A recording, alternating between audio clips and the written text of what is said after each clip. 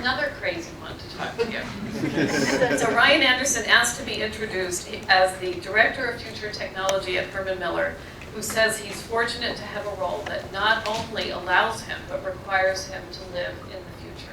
Thank you. I've never had to follow an Apple video that shows Steve Jobs and Gandhi. That's not the easiest thing to follow up. But thanks for spending a few minutes with me. How are we doing? Great. Well, good. Okay, so what I'd like to do today is plant a seed with you. I'd like to give you a hypothesis for you to chew on, just to start a new line of thinking and a new line of dialogue. But before I get there, I want to just provide a little bit of background. So first, my job at Herman Miller is basically to lead technology R&D. And it's kind of my goal, when you take something as cloudy, no pun intended, as technology, and you bring it into an industry which is designed around discrete objects. My goal is to make it less complicated, more relevant, more interesting, less fuzzy. And there's a couple principles that I think are really helpful. The first is that it's very difficult to design against technological trends until you see what happens behaviorally, right? So it's about behavior. So designing against big data, that's kind of tough. Designing against the behaviors that might result from that technology trend or the convergence of trends, that's something that designers can do, whether you design furniture or spaces or otherwise. The second is that there's historical precedents that are really helpful. So you've maybe heard of Moore's law in technology. I sometimes cite Solomon's law, which is everything old is new again, right, from Ecclesiastes. That history actually, even though it feels like everything's very new, history can be very informative to us. So by a show of hands, how many of you consider yourself to work in a profession that creates or manages facilities? Okay. By a show of hands, how many of you primarily consider your profession to be in the technology world, not in the facilities world? Okay, so this is a little heavy on those that are creating and managing facilities. Well, I'm kind of stating the obvious to you, but there's a very different situation that we face right now that we haven't had for the last 30 years. And Philip got to it, which is mobility has given people a lot of choice, and that's a good thing. But they can choose to use the spaces that we provide or not. So the spaces that we provide are now in competition, theoretically, with wherever the heck anybody would want to do their work.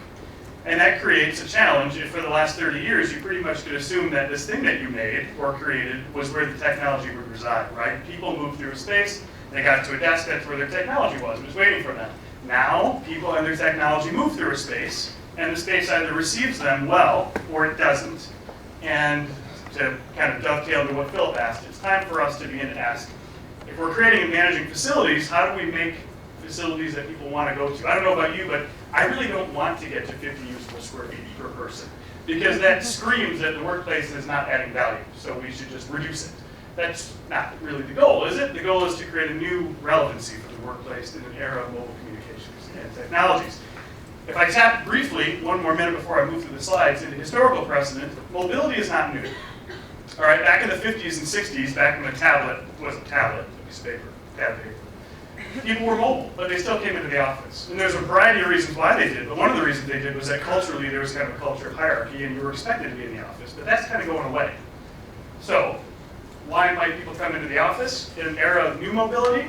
Well, I'm going to give you this seedling of an idea. It's up to you to determine whether or not it's relevant to you, but my goal is to actually kind of help us ask new questions that might provide better answers. And the hypothesis is this, which is the culture that will eventually bring people back into the office, if it's not based on hierarchy, is very similar to what's happening in social media and social networks. And in fact, the workplace very likely may be the physical mirroring of what we're seeing in social networks online.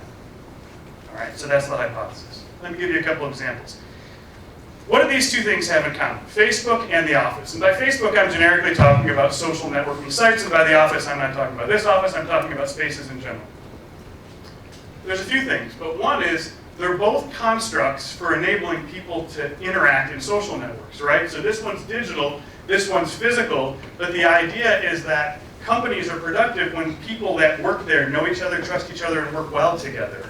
And so if the digital world is a series of constructs that allows people to really kind of do well in interacting with one another, then maybe the physical environment should begin to learn from the digital one. And that's really what I want to talk to you about. How can the workplace create some design principles from what's happening in social networks?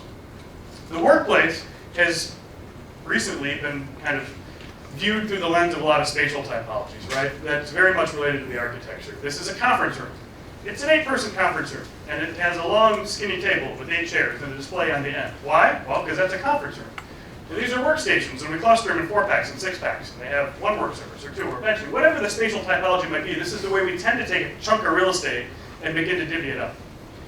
Well, from a furnishing standpoint, we kind of mirror that. So, okay, it's a conference room. Like I said, it'll have this sort of table. It's a workstation. It'll have this kind of furniture. It's a cafe. It'll have this sort of table. But it doesn't necessarily start with the people. So I'm going to give you 3 kind of foundational ideas related to this big hypothesis that you can chew on. And the first is, in the world of technology, design does not begin spatially. It begins with a concept called interaction design. Who's heard of interaction design as a digital design concept? A few? Okay, historically it relates a lot to the way people interface with the actual device, but today you're interacting with people through your device, right? So whether you're on FaceTime or Skype or whatever, you're interacting with people that you know through the device, and it begins with interaction design, how people interact. As a principle, we can reclaim this. Those of you that work in the architecture and interior design profession, studying interaction and behavior is not new, right? But let's face it, last era, as fees have gone down, et cetera, sometimes we get collectively in this industry into a copy and paste mentality, and we don't always have the luxury of really looking at interaction. But that's where it should start, interaction design. That's the first principle. The second principle is, based on the types of interactions that you want to support in the space, you'll begin to affect the adoption of the rate of that space and the utilization of that space, and we can see this in social media, right? So Facebook, being represented in the middle, Twitter and LinkedIn as kind of the big 3. I'm leaving out Google+, Pinterest for now. But if we just take these 3 sites support very different types of interactions. And we can see the effects of the interactions that they support and how they're utilized and how they're adopted. Examples. Show of hands, how many people are on LinkedIn? Good. All right. What kind of interaction does it support? Or here's a better question. If the pages were real estate, what would the digital real estate makeup be at LinkedIn? Mostly individual spaces, right? Individual pages and big group discussions. Who's in a LinkedIn group? Okay, great. So, not unlike what we see in the workspace historically, right? Large individual footprint, large group space, not a lot of interstitial in between. Is it familiar? Yes, it's very familiar. Is it easily adopted? Yes, it has a very high rate of adoption, evidenced by your show of hands. Amount of time spent there? Not so much. Anybody spend an hour a day on LinkedIn? Probably not. That's not bad. I'm not suggesting there's anything wrong with LinkedIn. It's just not designed to support that. So if this is the kind of interaction that we intend to support, we should know that it'll have high adoption, low amount of time, which reflects the earlier statement about the 48% of office utilization. Let's take the opposite, Twitter. Show of hands, who's on Twitter?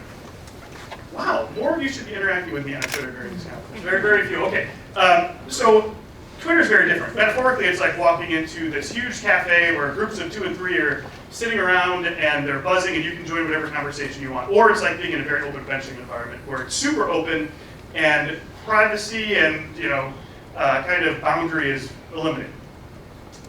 Very low rate of adoption, 5% of North Americans on Twitter. But those that are there spend a lot of time on it. Anybody downloaded TweetDeck or Hootsuite? Right? So this is for the junkies in the crowd that want their Twitter stream all the time. It's gotten to the point where you want it to be ubiquitous. Low adoption rate, high amount of time. And then in the middle, you've got Facebook, which attempts, whether we think they do it well or not, attempts to curate a wide variety of interactions. Right? If I want to interact with you on Facebook, I can write on your wall, I can send you a message, I can IM you, I can video chat with you, we can join a group together. The group can be private, it can be public, it can be small. It's really attempting to try to facilitate a very broad range of interactions. And by the way, the reason your Facebook stream changes every couple months is because they're constantly tweaking the interaction design. It takes effort, it takes thinking, it takes evolution, it takes change, facility based on change, a site based on change, to continue to curate the kind of interactions that allow people to have a very high adoption rate on Facebook and spend a lot of time there, but they've done it pretty well, haven't they? So for us, one of the net outs might be, if we begin the design process through thinking about interactions, and then we begin to ask ourselves, what range of interactions do we want to support? We should know that the breadth of time that we take in terms of supporting a broad range of interactions will affect adoption and it will affect utilization. If we do it right, we facilitate the right range of interactions, people will come to work because they want to know, trust, and interact with their colleagues. It isn't a given that the workplace is going away, and that's good, right?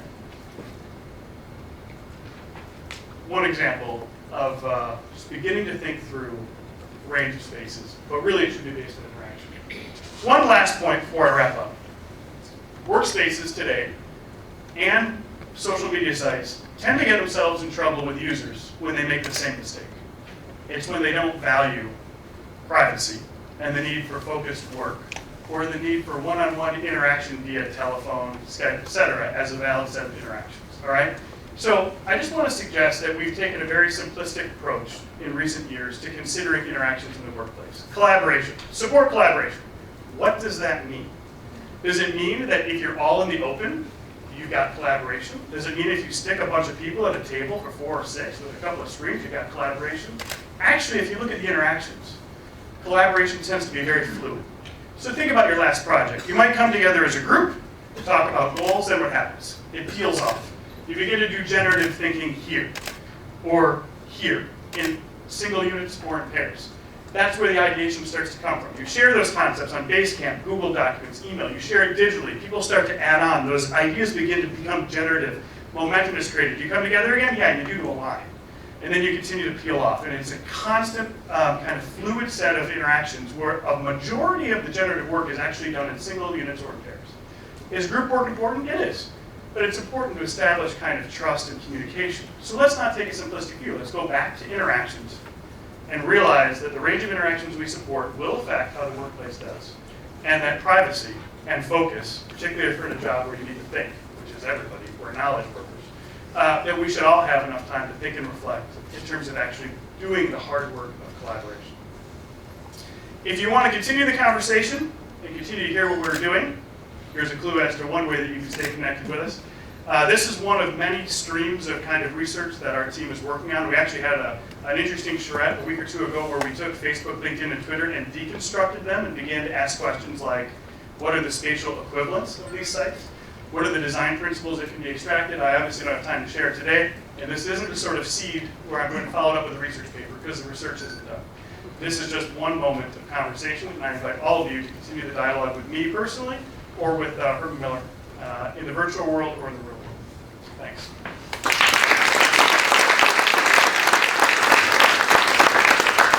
Thank you, Ryan, and thank you for giving 1 minute back to the now 26-minute long period we have for question and answers with the audience. Should I stand here? I invite the other speakers to come up here. I've been remiss. I was asked to do this after the break and I forgot. But any of you who are sitting in the back who would like to come forward, especially now that we're engaging in audience interaction, there are seats up here. These tables say reserved, but don't be put off. We just needed some spaces for the speakers to sit there. So come and take these seats if there's anybody who wants to come up. And if there's anybody who is using a chair for their book bag or something, you could just remove that so people could feel like they can come forward.